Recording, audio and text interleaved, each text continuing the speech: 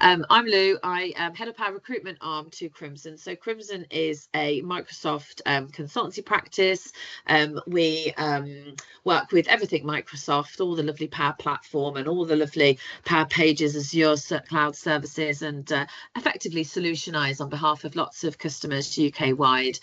We've got lots of areas of specialism within particularly higher education, house building, homing associations, borough councils, etc., etc., to name a few of the areas which have been probably a sort of target market for the business for a number of years now, due to their use and expansion of Microsoft Dynamics and all things Azure and cloud. And on the back of the history of Crimson, we organically grew a recruitment practice which complements actually quite nicely a lot of the customers we work with in the solution side, but also allows us to have that real pool of network expansive, which, you know, from my side as a recruitment lead, you know, with a team dedicated to recruiting contract and permanent technology specialists, you know, it lends itself really nicely, because not always do customers need people in roles, or they sometimes don't even know what they need. Sometimes my colleagues on the solutions side are working with a customer, for example, within housing, and they've got to do a whole upskilling or reskilling exercise. So there's a lot of overlaps there. However, that said, we do work UK wide with a number of businesses completely separate to our solutions colleagues, and it's really good fun. Laura and I have worked together on a few opportunities, and obviously, as we all know, relationships and just surrounding yourself with good people and like-minded people is often a good model for good recruitment, most definitely, but also for forums like today. So before I introduce the guest speaker, Women in Tech as an event was very much an in-person event that we kicked off prior to our lovely pandemic that we all experienced. And actually, I'm really pleased to say the pandemic, like a number of things, it did encourage a lot of change, you know, with the use of technology. Forums like today, using the likes of Microsoft Teams and other technology platforms, you know, it has created a much more inclusive and and diverse network of people that can absolutely, you know, familiarize themselves with ideas, shared knowledge, and really just find solutions, really, with hints and tips along the way. But more importantly, just to broaden your own network of like-minded people and people who need support and need help. So we find this forum really useful for a number of reasons, and we often have people connecting with one another post event, and obviously building relationships thereafter. So hopefully we like to occasionally share a glass of wine, and we do have an innovation conference coming up in November for any of you as an IT leader who are looking for some inspiration, and especially trying to demystify everything around AI and how it can both benefit and also the pitfalls, all the things that we need to be mindful of as we evolve you know, sort of month to month, year on year, with all the new stuff that's coming over the hill. And it will hopefully be an opportunity for any of you that are interested. I'll be happy to share the conference link for you to meet with other like-minded people in November. So one to look out for. So without further ado, I've got Catherine Myszka with me today. Catherine is someone who was introduced to me and Holly by a colleague of ours, Chris O'Brien. And Catherine, you knew Chris, I think, from your time with Coventry Building Society, and possibly a lot more than that if I know Chris. So Catherine, I'm going to just sort of move on. The rules for today are very simple, that there are no rules. It's very much a discussion. Catherine is really hoping that we can just discuss and sort of get stuck into some nice, useful conversations through her experience. And I'll let her introduce herself rather than me do it so miserably. And, you know, if you have any questions and you'd like to ask a question to Catherine, well, what I'll do is I'll find some natural prompts throughout the session. She has got a presentation which she's going to reference, a few key slides in there which might be more prominent than others. But again, we're just hoping it'll be more of a this is my experience, you know, what are your thoughts, anything to add or share that's relevant. And so use the Q&A session purely because the chat function sometimes doesn't work for everybody on the new format of Teams, and if you do have any problems, just raise your hand, and we will be recording the session. However, we do obviously edit out any personal information or sensitive data, and that'll be shared thereafter. If you do not wish obviously to have anything you discussed today shared, then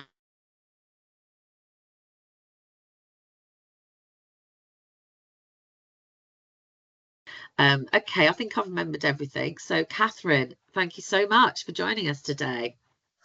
Hi, yeah, welcome. So as Lou said, this is like I have got some slides, but it was more really to help me think about things and to, you know, to prompt rather than to follow them through. So please shout if you've got any specific questions as we go through. So I guess really what we're talking about today is why your ERP and technology is just one part of a transformation initiative.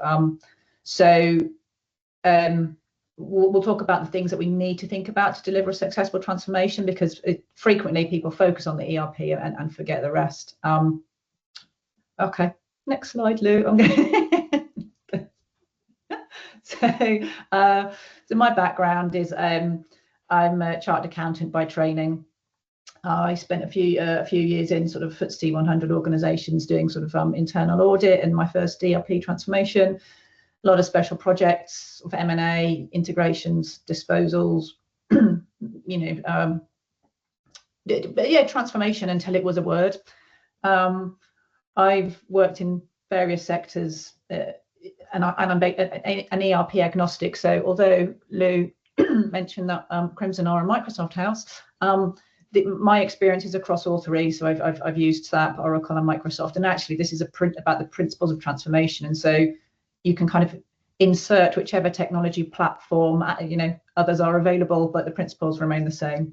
And so really, the point of this is to sort of convey that, you know, when you're doing your transformation program, it's about the intersection of like your leadership style and your technology and your change capability. And why it's really important to consider things like your strategy, your vision, and your purpose, which define your why for your organization. Think about your culture and your operating model, because that'll define your who does stuff, what you do, and where you do it.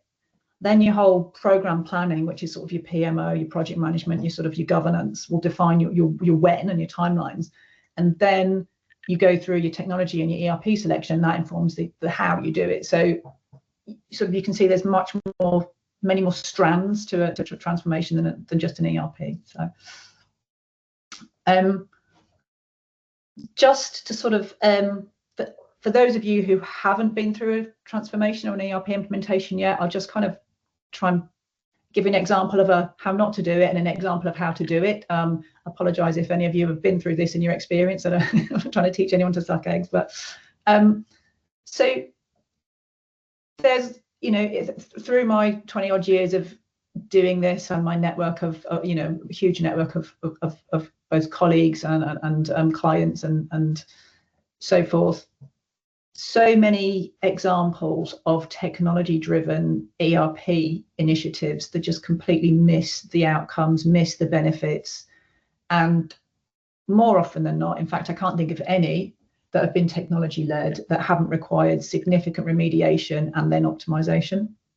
So you think about, I'm thinking about an organization that led the finance transformation through IT, didn't really do much consideration of their op model, whether they were going, you know, what kind of, where they wanted their finance team to be, where they wanted their IT team to be, didn't really focus on the end state, no consideration of the reporting requirements, so unable to reflect the business strategy and leadership focus, so reporting didn't deliver the data that was required to steer the business. No standardization of reporting, so just constant proliferation of lots and lots of reports and Excel and workarounds. Wasn't really a focus on standardizing the processes, so the IT program, because they weren't so familiar with finance, was giving each wave and each user the processes and the structures that they wanted. No effort on data pre-migration, so, you know, looking at cleansing it, deduplicating it, making sure it's accurate. Therefore, the data that was migrated, successfully migrated, but actually rubbish in, rubbish out, and very little change management and comms. So there was so much resistance, a lot of confusion, a lot of noise, a lack of adaptation. So that was a sort of, I mean, and that is fairly common if it's led out of, if an organization treats it as an IT implementation rather than a transformation. An example of I've done a sort of a strategy-led initiative that really delivered and treated technology as an enabler. Was another client. We sort of started out looking at what is the strategy, where does the organization want to be in 10 or 15 years time, what is our sort of core driver, identifying a few sort of strategic goals and objectives, going after them, and then sort of structuring a program accordingly. So really, the key point for all of this is your ERP should be your enabler and not your driver. So it's a tool, it's not the change itself. We need to focus on people, process, and strategy when you're implementing the ERP for lasting impact.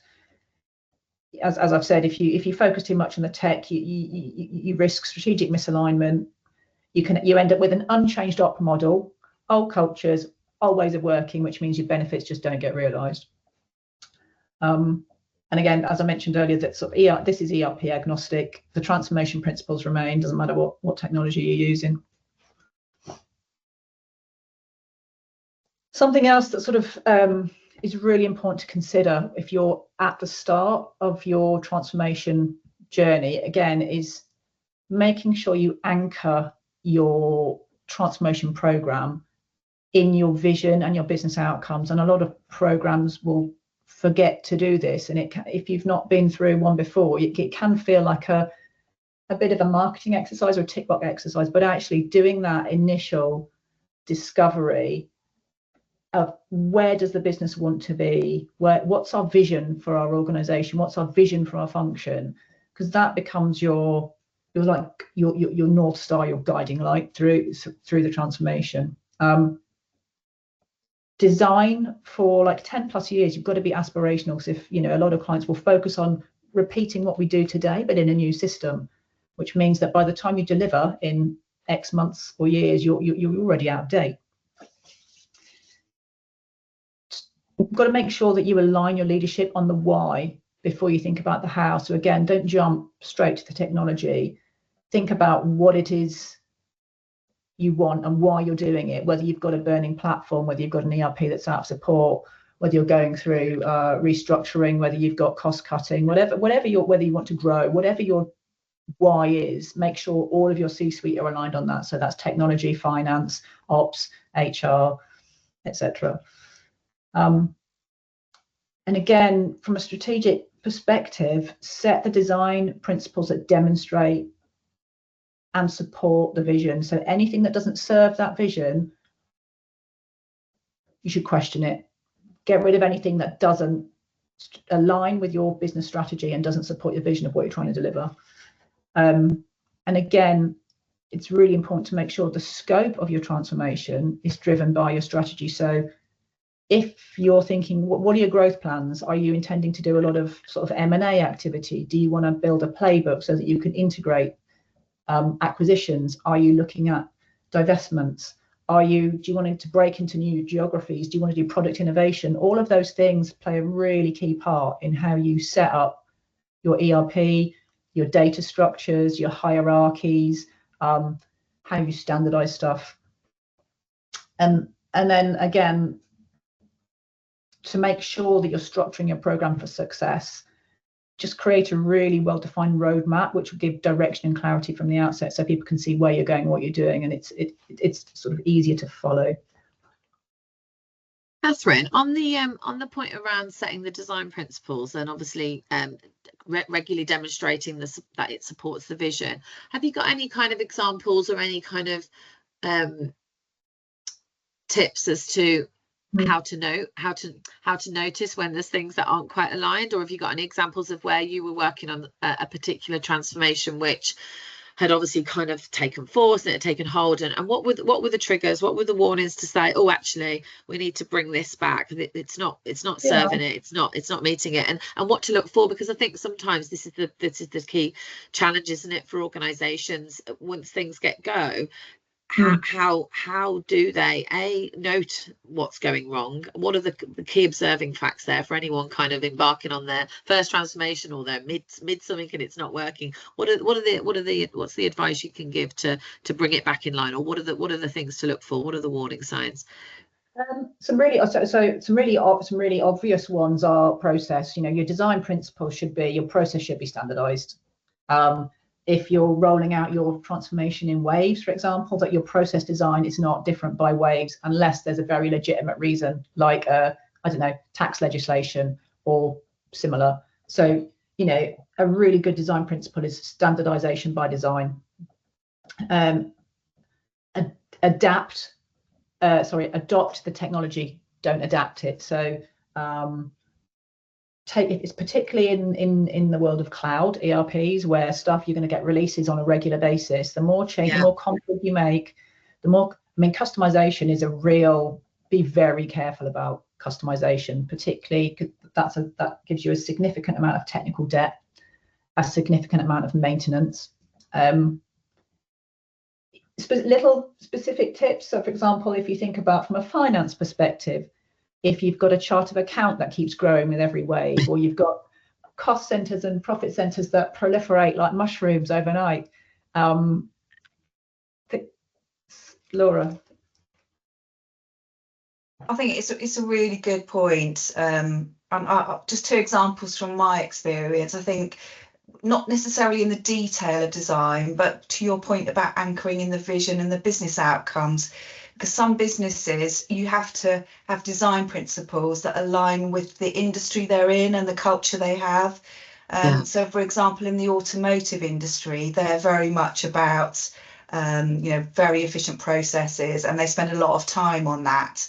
And you can design your principles around the ERP to build that into the way they approach any kind of design or releases or things like that. Whereas in a retail environment, that's low margins, fast stuff, you've got to try things. If they don't work in the first month, then you throw them away. So that that point about anchoring in the vision and business outcomes, that's a really good point for me to remember that. But those design principles, I always try and go back to the vision and the business outcomes as well.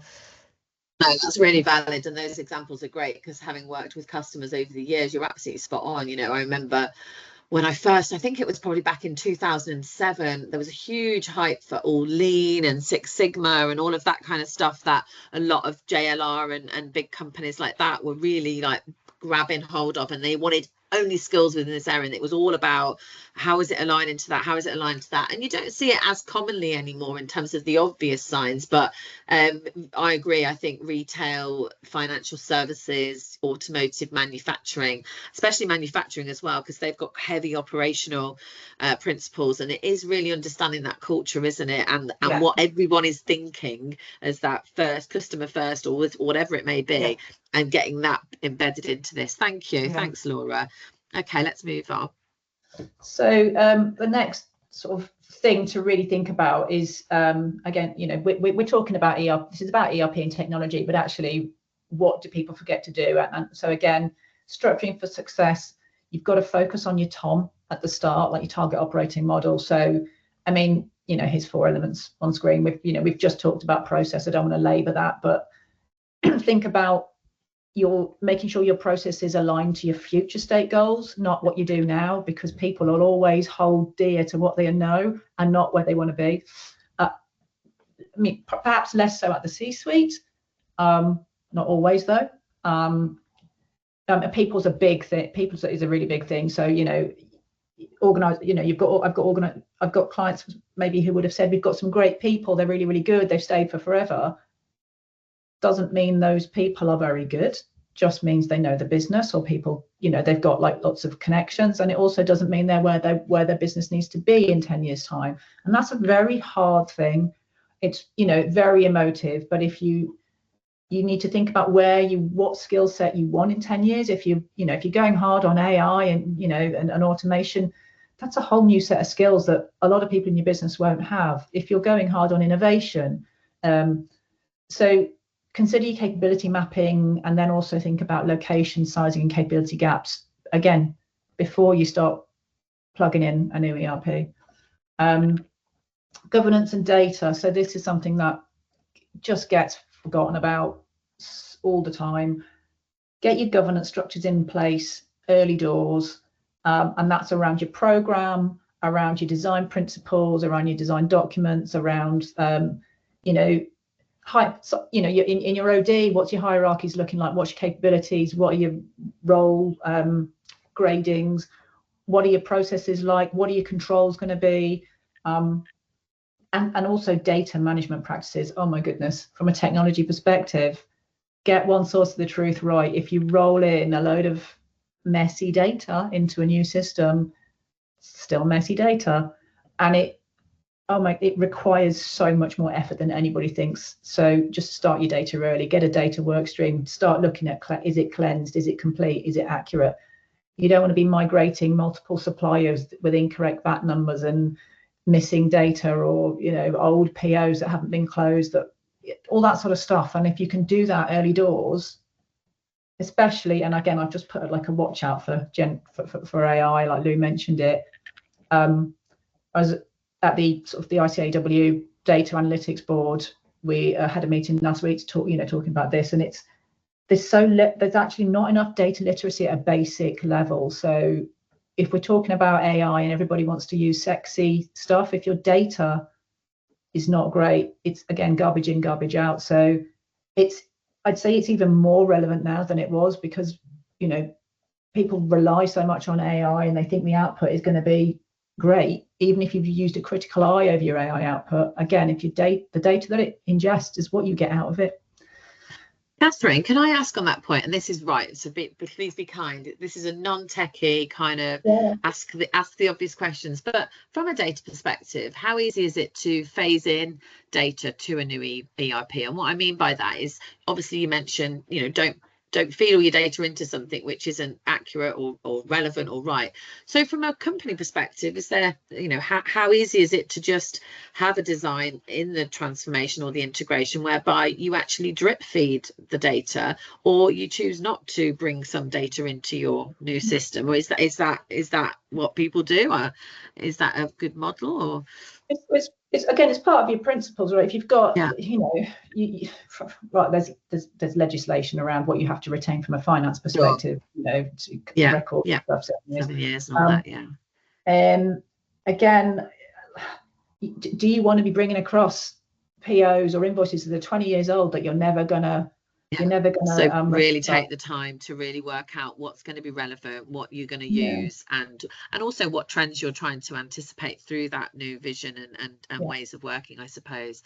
It was a silly question. I just didn't know whether companies were obliged to have to kind of, or whether that is a big common mistake, sort of, right, we've got this, let's put it all in there and it'll all work itself out for us, because it's not going to happen. So it totally depends. So I've done some financial services, and when you're migrating portfolios of hundreds of millions of pounds worth of credit cards or bank accounts, they have the sort of consideration of trailing transactions, where you try and identify the balances, substantiate them, but actually if they're unpickable, you might consider doing a write-off so that you are migrating stuff cleanly in, because if you can't unpick it in your old system with all your old records, you're never going to be able to unpick it in a new system with an opening balance. So again, maybe there's a provision for write-off if you can't, but again, I was just curious. Thank you. Okay, so big thing, culture and ways of working. This is a huge topic that you can often spend lots of time on. I know you've touched on it already, but this is a nice slide. Couple of things to sort of major on really is just how do you get your organization to have change ready behaviors? So it sounds like I don't want it to sound trite, but like psychological safety is so important. Transformation is super hard. It's super scary for people that haven't done it. It's difficult for people that do it as their day job, and it can be terrifying for people that don't do it. And a lot of people will do it once in their lifetime, right? So you need to sort of promote adaptability and openness to change. So, a transformation program can be, months if you're a small business, or years, many, many years if you're a large business and you're doing enterprise-wide. So get people comfortable early about the behaviours are going to need to, you know, adopting new ways of working, create spaces where they can be comfortable to test and learn. Maybe it's sandboxes, maybe it's a change navigator network. So you can really set up your entire organisation for success to adopt it. And, you know, I've seen so many times people will work around systems and processes, and this is like really poignant, but the half-life of an absolutely perfect technological solution in a change resistant organization is like days. As soon as someone touches it, they'll find a workaround, or they'll, you know, if they want to, they will. And the same sort of goes for leadership as well, right? So get your C-suite and your senior management team to be aligned across the board, and then also with organizational goals, because frequently you'll see, you know,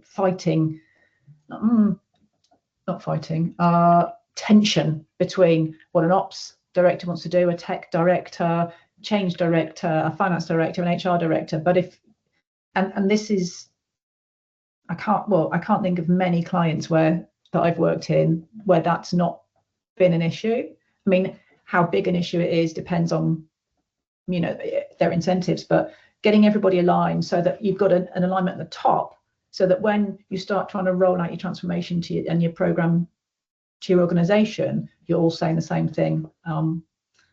So yeah.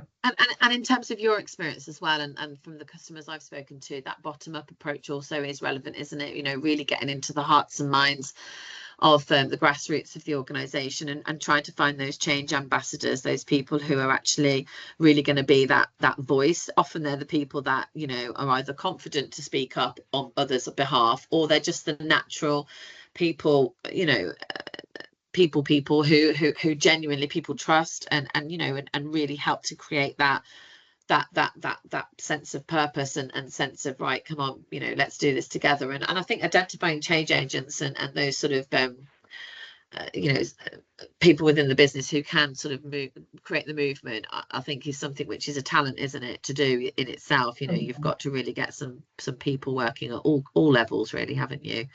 Yeah, and it's, you know, frequently the leadership team don't know who those are, because by their very nature of being in the C-suite, you're so far removed from the people in the business. So again, part of that, you know, if you're doing a transformation program, you know, get some change management capability.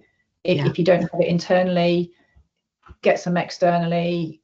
You know, you can build it with some external support, but if you don't have a lot of comms and change management and empower people to and make them feel safe and engaged, you almost will go home.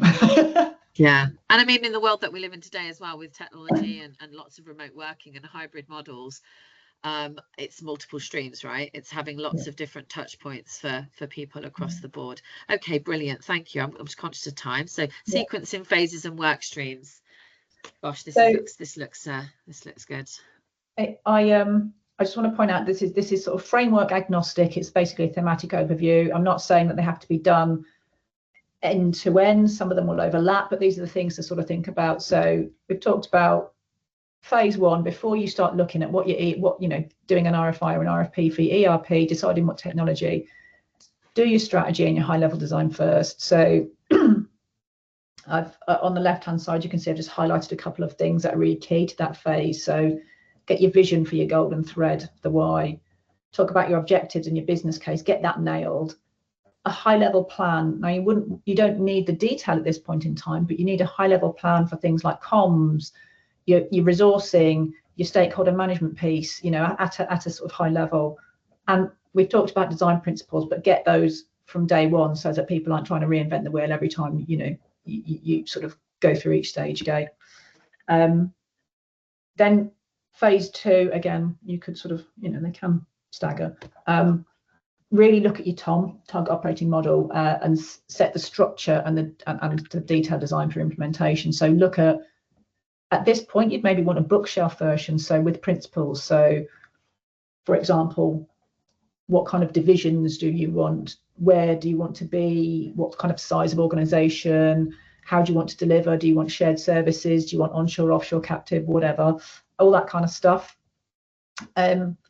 Start looking at your governance now. So structure your program, get your guide rails in to make sure your decisions, your risks are all agreed up front so that everybody knows who's responsible for doing what before you get into the detail of making decisions. And then getting an implementation roadmap so that people have got an idea of the order of magnitude, the size of each task and key milestones. So again, at that point, you can start to share more so that you're giving people a view of the runway. Then you sort of then start to think about detailed design. So what are your pain points? What requirements do you have? Start preparing for your tech implementation. But this is the part where you'd really do a lot of change impact assessments to identify the change effort required. So how far away is your end state from where you are at the moment? That will let you know how much change management you've got to do. Might not be a lot, but if you're doing a full transformation, could be massive. You know, again, data, really go hard on that. Start cleansing it. Start creating a data governance framework and get owners in place, because if the owners are on board before you start the detail, they will start to champion it, and the program won't be having to push that down. Like, you know, if you're in a finance function, the P2P will own their data, the O2C, you know, will own their data if you get them on board. And at that point, you can start to do your tech selection, because you know what the organization wants. You know, you're not letting Oracle, Microsoft, SAP, whoever tell you what you need. You know what your organization wants, and that's how you then run an RFI and an RFP to select the best technology for you.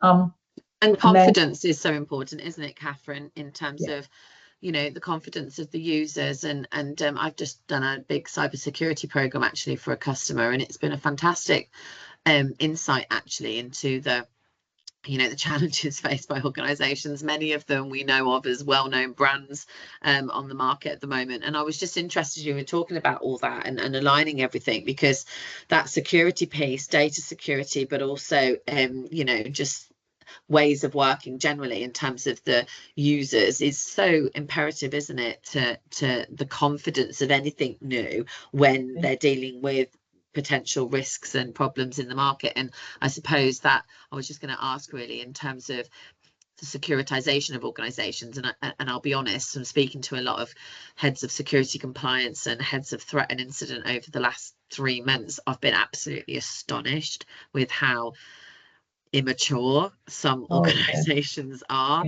and it's quite scary actually when you think about the ways, and you know, and I know there's always different things that everyone's trying to address and adopt, and you can only do so much, right? But I imagine there's a lot of synergy with what needs to be working well from both an operations and you know, and everything else for all of this. So getting that real confidence in the business or in areas that you are reliant on to help with this transformation, I imagine is quite significant, and not always easy, right? Because you're not always the main owner in some of that. So have you got any examples that from that? I mean, that reference? Yeah, I mean, obviously, you know, again, a bit of a background. I started in internal audit with a FTSE. Of course, you mentioned, 50, like massive global organization. And so you know, stuff that you sort of take for granted, you shouldn't. So because it's good practice doesn't mean to say, and organizations are busy and people at the C-suite are so removed. So cyber security risk, again, I did a lot of risk management for that client. We're doing sort of risk management and crisis management on pandemics 15 years ago before the biggie hit.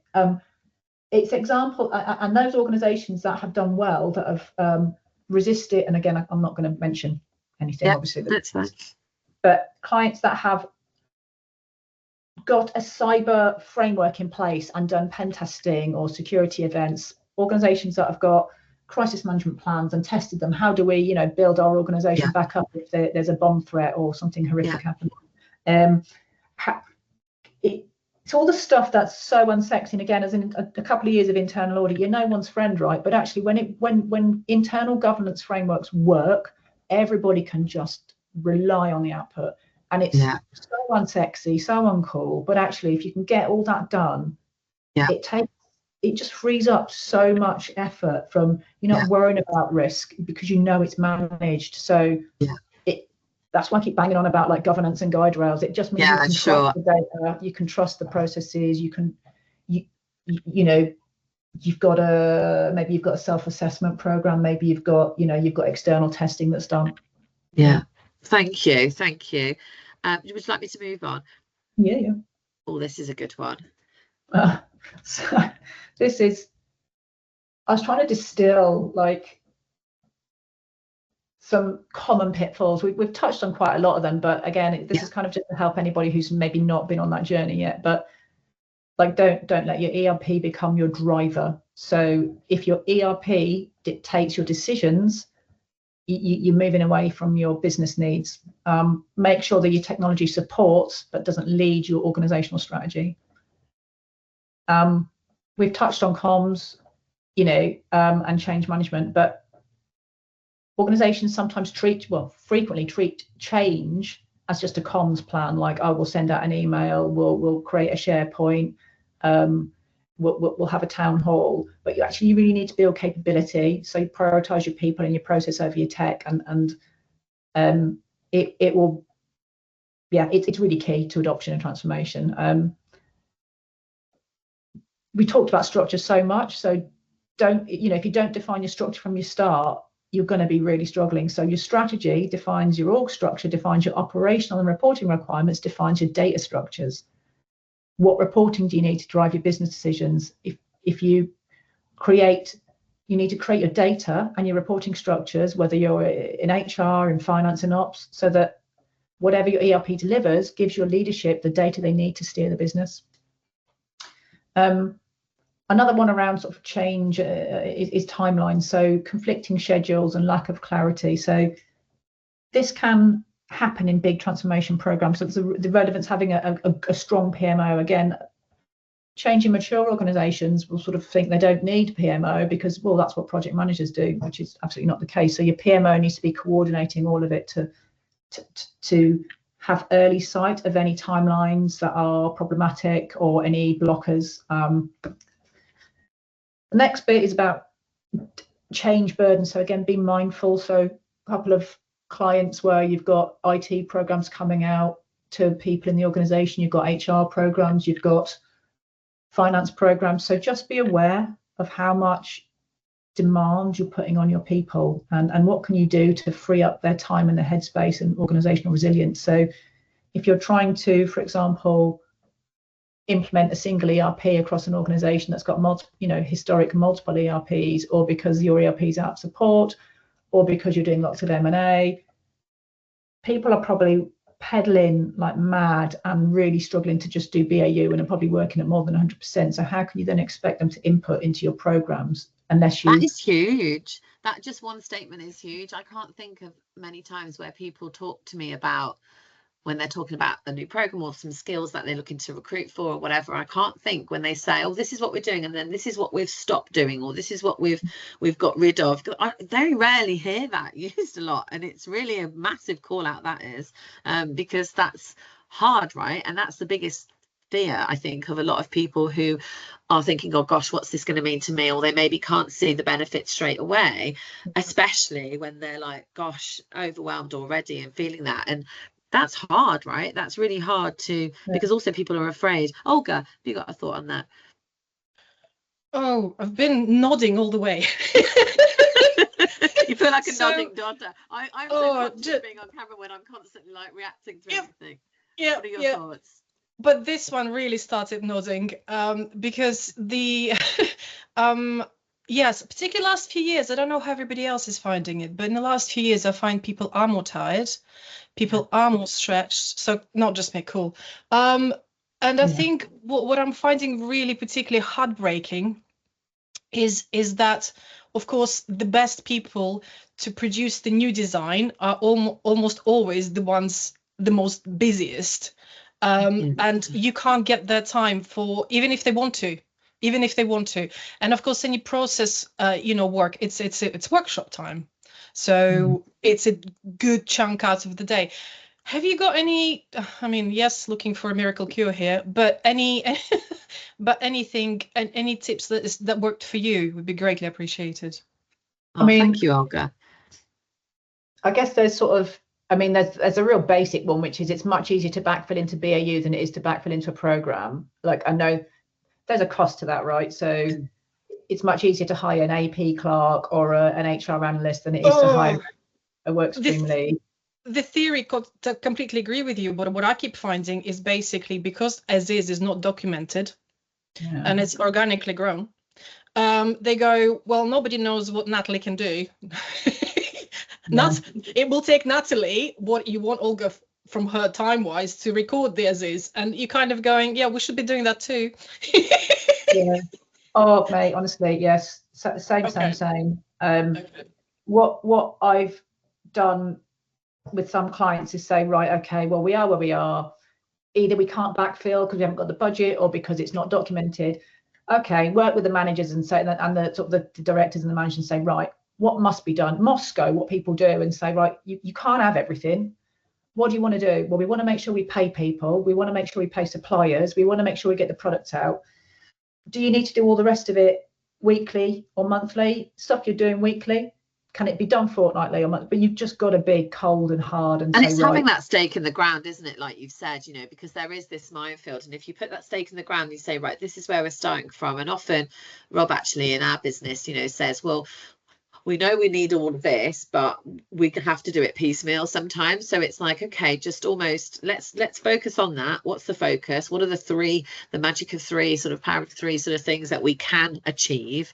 And what do we almost not necessarily stop doing, but almost take the focus away from? And actually, are those actually then things that we need to be doing? And usually by having the focus on three core things, it starts to then, I think you said earlier, sort of ask the difficult questions, and it starts to challenge the stuff that's being done. So it is a bit of trial and error to start with, but often by giving people the confidence to focus on certain things, you're not saying stop doing everything else, but you're saying by focusing on these things, what does it ask you? What does it tell you about the other stuff that's being doing, possibly? But that's kind of something I hear.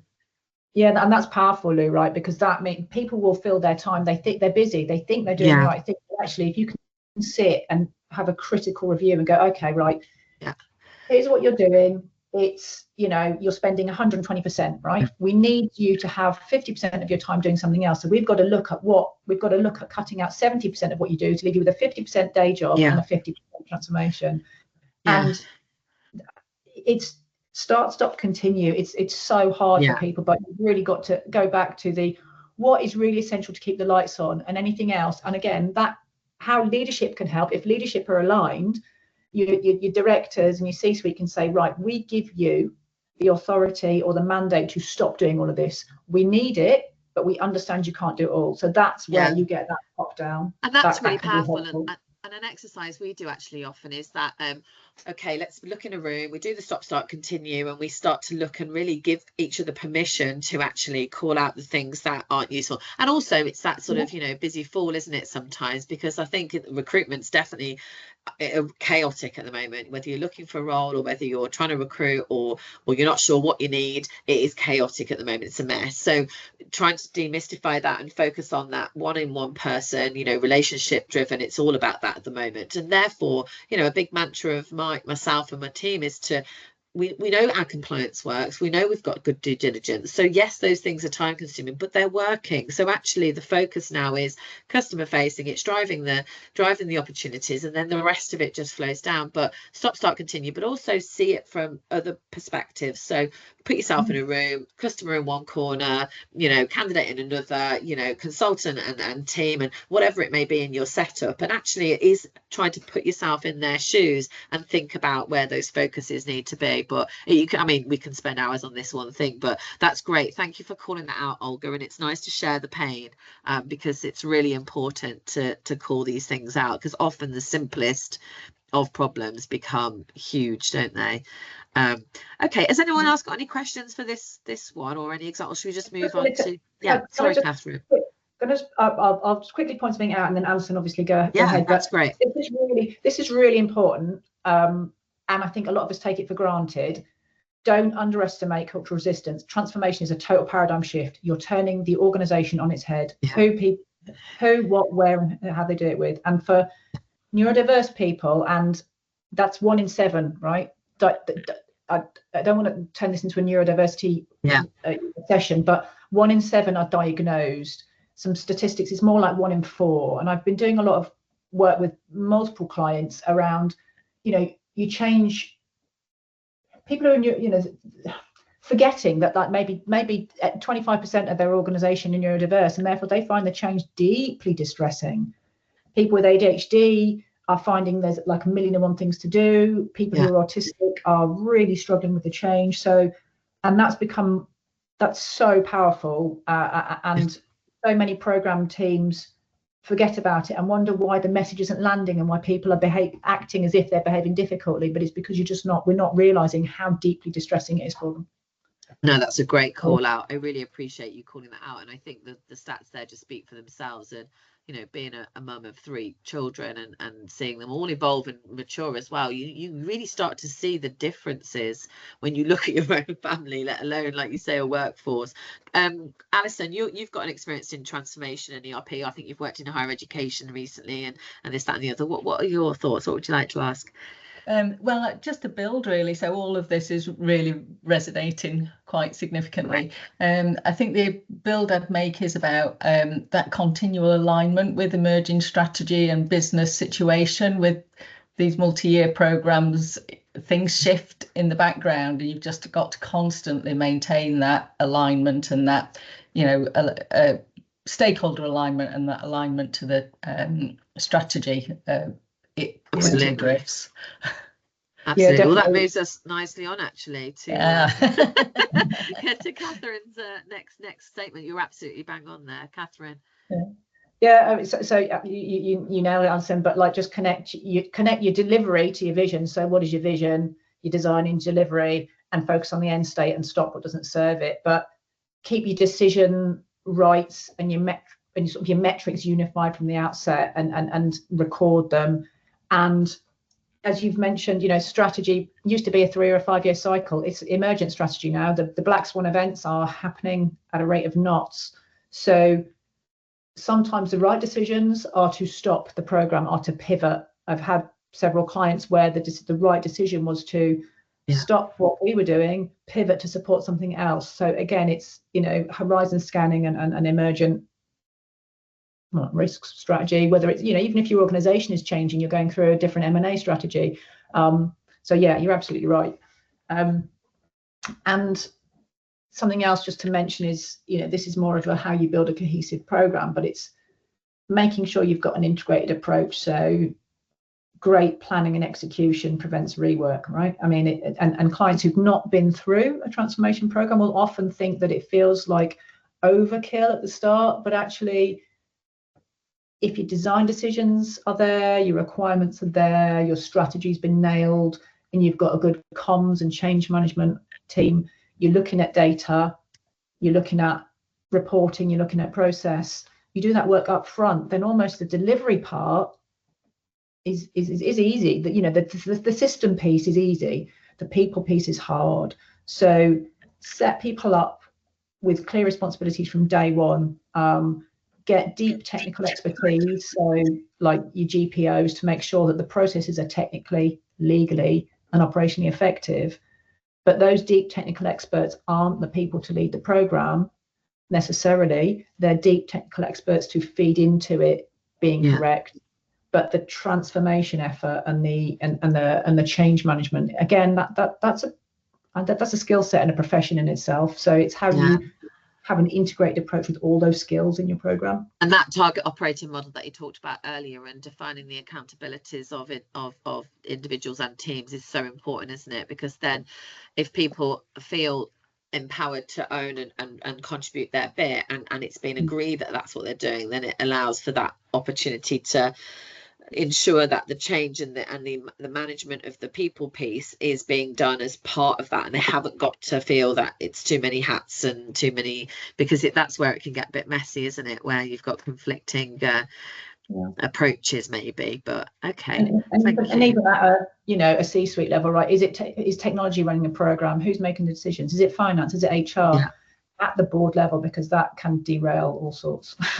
Often derails. Great. This was just a bit of a summary really for people. So just the takeaways for if you're doing an ERP a transformation with an ERP, treat it as an enabler. avoid the technology pitfalls, consider, start with strategy and embed it into culture, not model. Use an integrated delivery framework. And again, this is framework agnostic, but like from a principal perspective, whatever framework you want to use. And then just sequence things for success. So use your roadmap and sequencing checks and quality checks. Fab. We are going to share the slides, Catherine, with your permission. I think you said that was fine, so people can take away some of this. Okay, great. Well, that was really a lovely way to start a Mizzle day. Has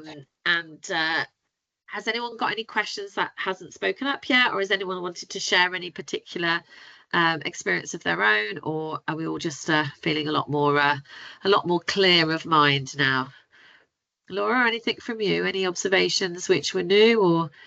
No, just really helpful summary. Thank you so much. Really good to listen to your view. I'm just about to start a program with a client actually, so there were some little nuggets in there that I'll use as well. It's a really good reminder, because sometimes you do forget these things when you've been through a program, you got to the end of it, you kind of forget how you began it. So that whole bit at the beginning about linking to the strategy and the objectives and being clear who's doing what and their buy-in to the process, simplifying really it, and just the language. And so thank you. It's so important to have those referenceable things, isn't it, as those little nuggets and prompts, even when you're bringing people together, almost kicking off each conversation, focused on, right, okay, let's remind ourselves why we're here and what we've said we'll do. And it's just all of those little prompts. Alison.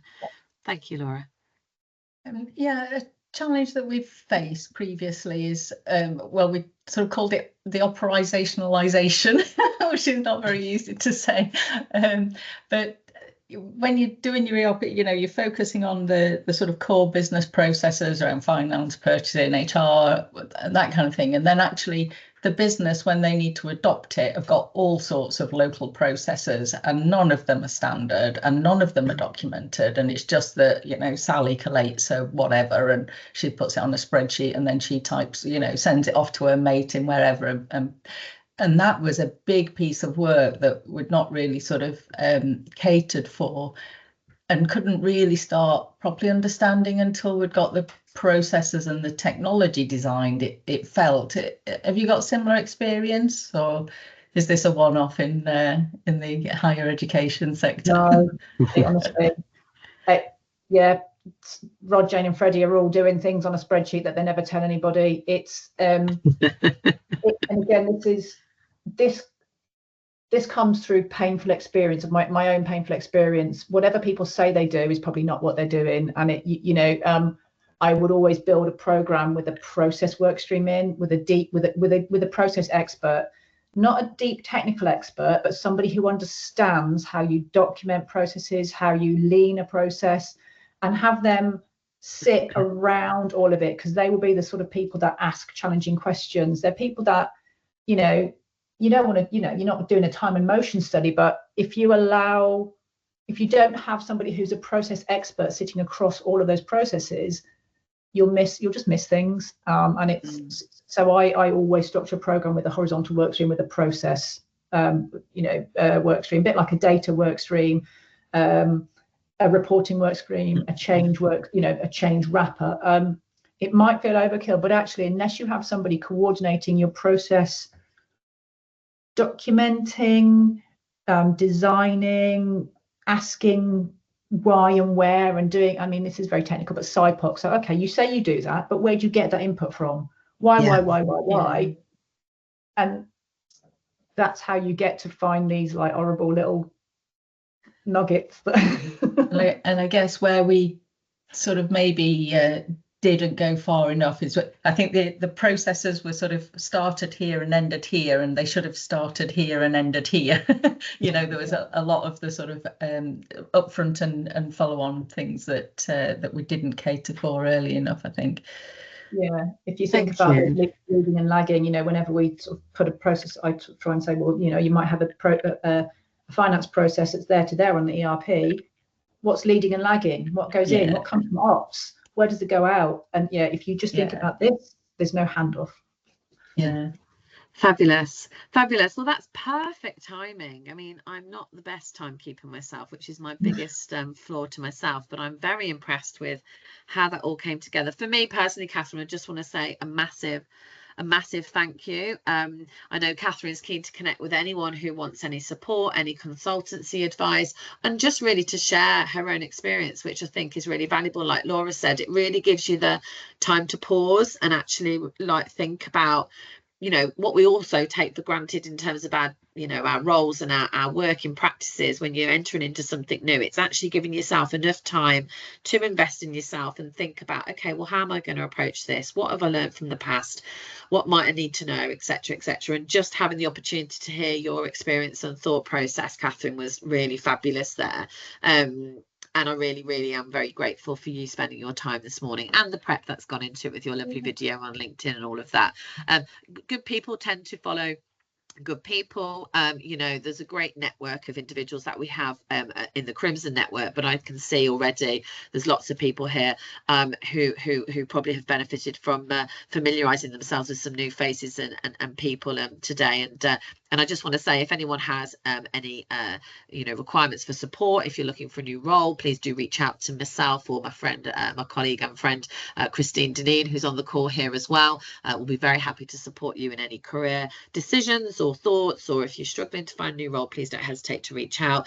And that said, if you're starting a new program of work and you're going to need some insights into talent, into the market, it is an absolute crazy world out there. So we're very happy to try and demystify that and give any data insights. My colleague Chris is on the call here as well, and he just knows everybody basically. So if you don't know somebody, Chris will probably know them. So you know, and Catherine obviously was introduced to me from Chris. But no, joking aside, you know, it is a busy world out there. We've all just got to kind of keep helping each other and pointing each other in the right direction. So thank you for sharing all of that wisdom and knowledge, Catherine. You really helped to simplify it. Your thoughts? There's one thing, Lou, that actually you just to say to people, you know, transformation is really hard. It's really challenging, and frequently just reaching out to people who've been through it and who've got the same experience, because so many times I'm like, is this me? Why is it so hard? And then, you know, so, and it is hard, so it's just always worth, you know, realizing it is hard and that we're not all going mental. Oh, thank you so much. And we have an event coming up, so those of you tech leaders who can spend a day in lovely Solihull, Meriden Way, we've got Hergos Hotel for our innovation conference, Thursday the 13th of November. Holly kindly shared in the Q&A the link to the session. I think it's quite seems quite popular, and we're definitely getting through the registrations at the moment. But if it is something which may be of interest to yourself, and you're in an organization at the moment and you're going to be looking at everything from transformation to you know, sort of the future of how you adopt and you know, use AI to complement your business models, you know, please feel free to reach out and we'll be glad to send you an invite, but obviously just register, and hope to see some of you there. Thank you, Catherine, you're an absolute star. Laura, as always, thank you for your contribution. Alison, it's lovely to meet with you, and everybody have a really fantastic day.